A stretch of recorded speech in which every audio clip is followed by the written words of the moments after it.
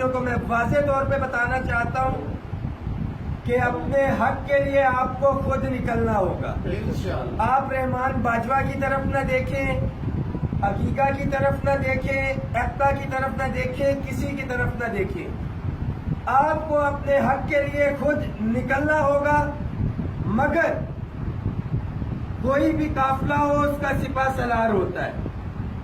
یہ سپہ سالار کسی تنظیم کے حوالے سے نہیں، ان کو شخصیت کے طور پہ آپ جانے پہچانے، ان کے ساتھ چلیں. میں آپ لوگوں کو ان کے جانب سے گارنٹی دیتا ہوں کہ آپ اپنے بچوں کے حقوق کے لیے نکلیں.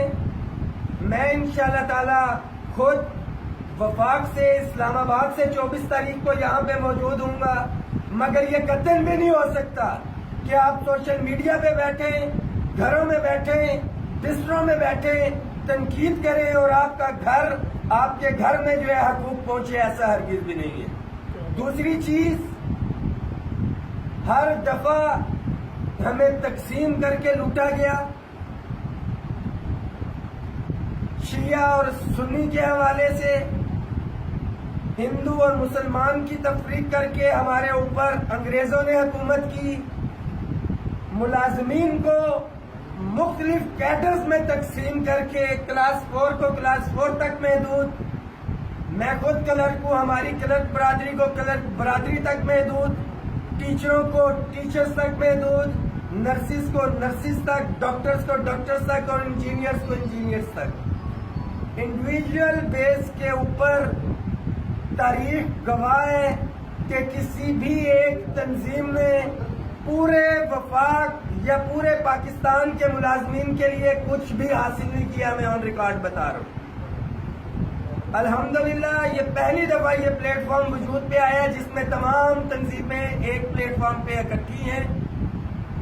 اس کا عملی نمونہ 10 فروری کو آپ دیکھ چکے. میں اور میرے بہت سے ساتھی اسلام آباد کے میدان میں نہیں تھے، ہمیں گرفتار کیا گیا تھا. مگر ملازمین، ان کا ذہن اتنا تیار کیا گیا تھا، ان کو بتایا گیا تھا کہ آپ نے اپنے حق کے لیے نکلنا ہے. رحمان باجوہ وہاں پہ نہیں بھی تھا تو تاریخ میں پہلی دفعہ وفاقی سیکٹریٹ کے ملازمین نے وفاقی سیکٹریٹ کو بند کیا اور اپنا حق لیا اور صوبوں کے لیے مسلسل 2 دن تک جب سے پاکستان میں رہے وفاقی سیکٹریٹ بند نہیں ہوا. اور تمام صوبائی ساتھیوں کو گلا یہ رہتا تھا کہ وہاں سے 100 سے 50 بندہ نہیں نکلتا. ہزاروں کی تعداد میں وہاں پہ سیکٹریٹ کے ساتھی موجود تھے. صبح 7:30 بجے سیکٹریٹ بند تھا اور جو گورنمنٹ کو خوف تھا کہ یہ ایک طاقت اکٹھی نہ ہو جائے اور اس میں انہوں نے بے دریغ آنسو گیس کا استعمال کیا. مگر اس کے باوجود یہ اتحاد یکجہتی تھی کہ گورنمنٹ گھٹنے ٹیکنے پہ مجبور ہوئی. مجھے جیل سے بلایا گیا اور مذاکرات کی ٹیبل پہ بٹھایا گیا. تمام صوبائی ملازمین کو میسج ہے، آل گورنمنٹ امپلائیز گرینڈ الائنس کی قیادت جس میں ایپکا، ٹیچر یونینز، واپڈا سے پیغام یونین، ملی labour federation, irrigation department, PWD، کوئی بھی ایسی تنظیم نہیں ہے جو اس پلیٹ فارم پہ اکٹھا نہیں ہے. جو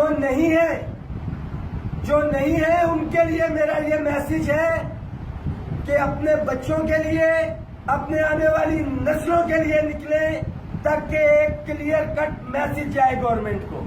اور پنجاب کے ساتھیوں سے ایک گلہ ہے، ہماری بہنیں لیڈیز ہیلتھ ورکرز 1 ہفتے سے وہاں پہ بیٹھی ہیں. میرا گلہ ان سے بھی ہے کہ مشاورت سے پلاننگ کے ساتھ آتے، اکٹھے آتے. آئی ڈونٹ نو کہ کیا مجبوری تھی، وہ اکیلے آئیں، بغیر مشاورت کی آئیں، شارٹ نوٹس کے اوپر آئیں. وہ تو آئیں سو آئیں. میرے کسی بھی ساتھی نے جس طرح سے حق ہوتا ہے حق نہیں نبھایا کہ اپنا ڈپارٹمنٹ 1 دن کے لیے یا 2 دن کے لیے ان کے لیے بند کیا جاتا. اظہار یکجہتی کے لیے آئے اپنی بہنوں کے لیے. کچھ تحفظات تھے، کچھ دوریاں پیدا ہوئی تھی، کس وجہ سے نہیں پتا.